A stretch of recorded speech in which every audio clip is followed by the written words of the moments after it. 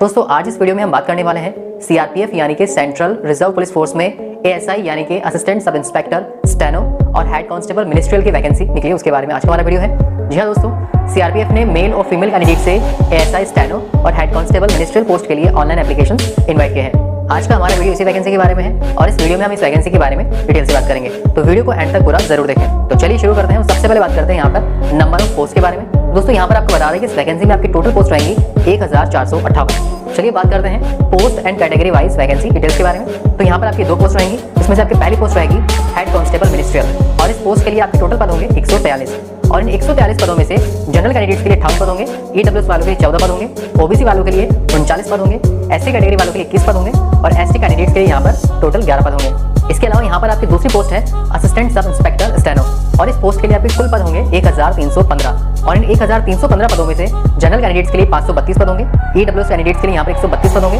इसके अलावा OBC candidates के लिए यहाँ पर टोटल 355 पद होंगे, एससी वालों के लिए 197 पद होंगे और एसटी कैटेगरी वाले कैंडिडेट्स के लिए यहाँ पर टोटल 99 पद होंगे। तो दोस्तों ये थी आपकी post and category wise vacancy details. चलिए बढ़ते हैं आगे, बात करते हैं इसकी इंपॉर्टेंट डेट्स के बारे में। तो दोस्तों यहाँ पर आपको बता दें कि इसके ऑनलाइन फॉर्म 4 जनवरी 2023 से भरना शुरू होंगे और इसका फॉर्म फिल करने की लास्ट डेट है 25 जनवरी 2023। और अगर बात करें इसके एडमिट कार्ड की डेट के बारे में तो आपको बता दें कि इसके एडमिट कार्ड 15 फरवरी 2023 को आएंगे। तो दोस्तों ये थी इसकी इंपॉर्टेंट डेट्स।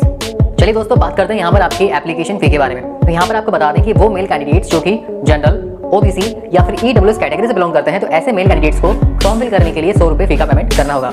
इसके अलावा वो मेल कैंडिडेट्स जो कि एससी या फिर एसटी कैटेगरी से बिलोंग करते हैं या फिर अगर आप कोई फीमेल कैंडिडेट्स हैं चाहे आप किसी भी कैटेगरी से बिलोंग करती हो तो यहाँ पर आपको बता दें कि इसका फॉर्म फिल करने के लिए आपको कोई भी एप्लीकेशन फी का पेमेंट नहीं करना होगा। तो ये थी आपकी एप्लीकेशन फी। चलिए बात करते हैं यहाँ पर आपकी एज लिमिट के बारे में। तो दोस्तों यहाँ पर आपको बता दें कि आपकी उम्र 25 जनवरी 2023 के हिसाब से कैलकुलेट की जाएगी। इस डेट के हिसाब से आपकी कम से कम उम्र 18 साल तक हो सकती है और आपकी अधिकतम उम्र 25 साल तक हो सकती है। चलिए बात करते हैं यहाँ पर आपके पे स्केल यानी कि वेतन के बारे में। तो दोस्तों यहाँ पर आपको बता दें कि वो कैंडिडेट जो कि एएसआई स्टेनो पोस्ट के लिए अप्लाई करेंगे तो इस पोस्ट के लिए आपका पे स्केल रहेगा एज पर 7 सीपीसी पे लेवल 5 के हिसाब से 29,200 रुपए से लेकर 92,300 रुपए तक। चलिए बात करते हैं उन कैंडिडेट्स के बारे में जो कि हेड कांस्टेबल मिनिस्ट्रियल पोस्ट के लिए अप्लाई करेंगे। तो ऐसे कैंडिडेट्स का पे स्केल रहेगा एज पर 7 सीपीसी पे लेवल 4 के हिसाब से 25,500 रुपए से लेकर 81,100 रुपए तक। तो दोस्तों ये था यहाँ पर आपका पे स्केल।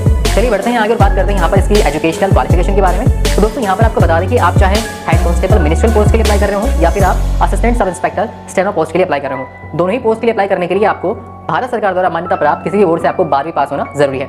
अगर आप 12वीं पास हैं तो आप किसी भी पोस्ट के लिए अप्लाई कर सकते हैं। लेकिन दोस्तों यहाँ पर आपको बता दें कि आप किसी एक पोस्ट के लिए ही अप्लाई कर सकते हैं, ऐसा नहीं कि आप दोनों ही पोस्ट के लिए एक साथ अप्लाई कर सकते हैं। अगर कोई कैंडिडेट दोनों ही पोस्ट के लिए अप्लाई करता है तो आपको बता दें कि ऐसे कैंडिडेट का फॉर्म रिजेक्ट कर दिया जाएगा। तो दोस्तों ये थी इसकी एजुकेशनल क्वालिफिकेशन। चलिए बढ़ते हैं आगे और बात करते हैं इसके सिलेक्शन प्रोसेस के बारे में। इसके सिलेक्शन प्रोसेस में सबसे पहला होगा आपका सीबीटी यानी कि कंप्यूटर बेस्ड टेस्ट, जो कि आपका एक ऑब्जेक्टिव टाइप पेपर होगा। दोस्तों यहाँ पर आपको बता दें कि सीबीटी के पेपर में आपके टोटल 4 सब्जेक्ट होंगे।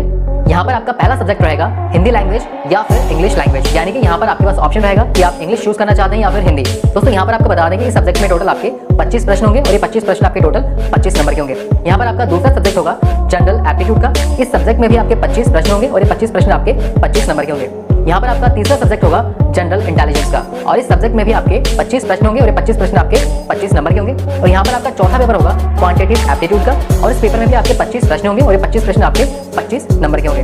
तो कहने का मतलब ये हुआ कि यहाँ पर ये जो आपका सीबीटी होगा यानी कि ये जो आपका कंप्यूटर बेस्ड टेस्ट होगा इसमें आपके टोटल 4 सब्जेक्ट होंगे और इन चारों सब्जेक्ट में मिलाकर आपके टोटल 100 प्रश्न आएंगे और ये 100 प्रश्न आपके टोटल 100 नंबर के होंगे। दोस्तों यहाँ पर आपको बता दें कि ये सीबीटी क्लियर करने के लिए आपको 1.5 घंटे का समय यानी कि आपको 90 मिनट का समय दिया जाएगा।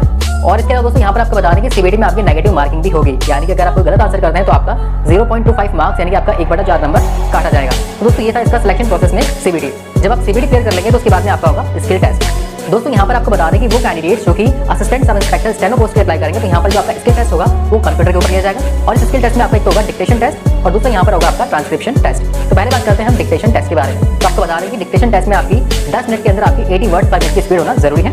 वहीं अगर बात करें ट्रांसक्रिप्शन टाइम के बारे में तो यहाँ पर आपको बता दें कि ट्रांसक्रिप्शन टाइम के अंदर यहाँ पर इंग्लिश के अंदर आपको 50 मिनट्स दिए जाएंगे और हिंदी में आपको 65 मिनट्स दिए जाएंगे। तो दोस्तों ये था एएसआई स्टेनो के लिए आपका स्किल टेस्ट। चलिए बात करते हैं यहाँ पर आपके हेड कांस्टेबल मिनिस्ट्रियल के लिए होने वाले स्किल टेस्ट के बारे में। तो दोस्तों यहाँ पर आपको बता दें कि इसमें जो है आपका टाइपिंग टेस्ट लिया जाएगा। यहाँ पर आपके पास हिंदी और इंग्लिश दोनों ही लैंग्वेज का ऑप्शन रहेगा। अगर आप इंग्लिश लैंग्वेज चूज करते हैं तो यहाँ पर आपकी टाइपिंग स्पीड होनी चाहिए 35 वर्ड्स पर मिनट, यानी कि आपको 1 मिनट के अंदर 35 वर्ड्स टाइप करने होंगे। वहीं अगर आप हिंदी लैंग्वेज चूज करते हैं तो यहाँ पर आपकी स्पीड होनी चाहिए 30 वर्ड्स पर मिनट, यानी कि आपको 1 मिनट के अंदर 30 वर्ड्स टाइप करने होंगे। तो दोस्तों इस सिलेक्शन प्रोसेस में ये था आपका स्किल टेस्ट। तो दोस्तों यहाँ पर सबसे पहले सिलेक्शन प्रोसेस में होगा आपका सीबीटी यानी computer based test. CBT clear करने के बाद में होगा आपका स्किल टेस्ट। और जब आप इसके टेस्ट क्लियर कर लेंगे उसके बाद में होगा आपका पीएसटी यानी कि फिजिकल स्टैंडर्ड टेस्ट, और पीएसटी के अंदर आपकी हाइट और आपका चेस्ट का मेजरमेंट लिया जाएगा।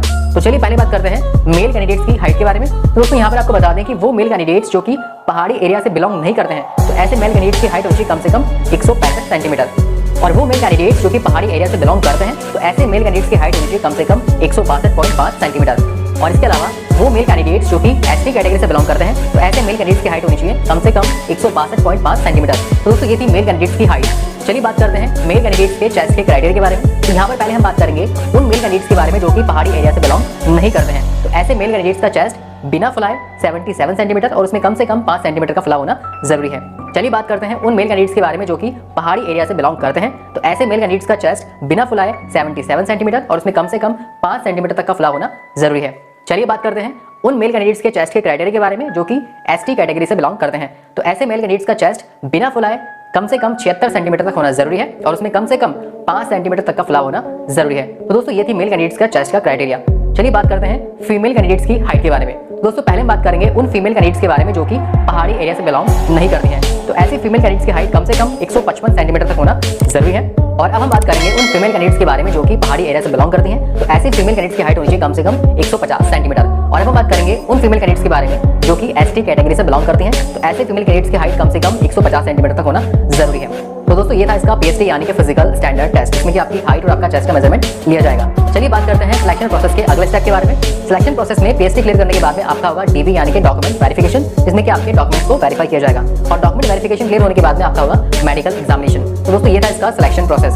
चलिए बढ़ते हैं आगे, बात करते हैं कि आप इस वैकेंसी के लिए कैसे अप्लाई कर सकते हैं। तो दोस्तों आपको बता दें कि इस वैकेंसी के लिए अप्लाई करने के लिए सीआरपीएफ की ऑफिशियल वेबसाइट www.crpfindia.com या फिर www.crpf.nic.in पर जाकर आप इसका फॉर्म फिल कर सकते हैं। और इसका फॉर्म फिल करने की लास्ट डेट है 25 जनवरी 2023।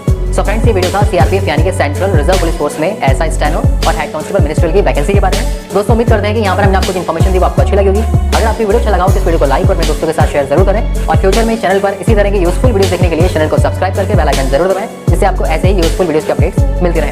सो thank you for watching our video.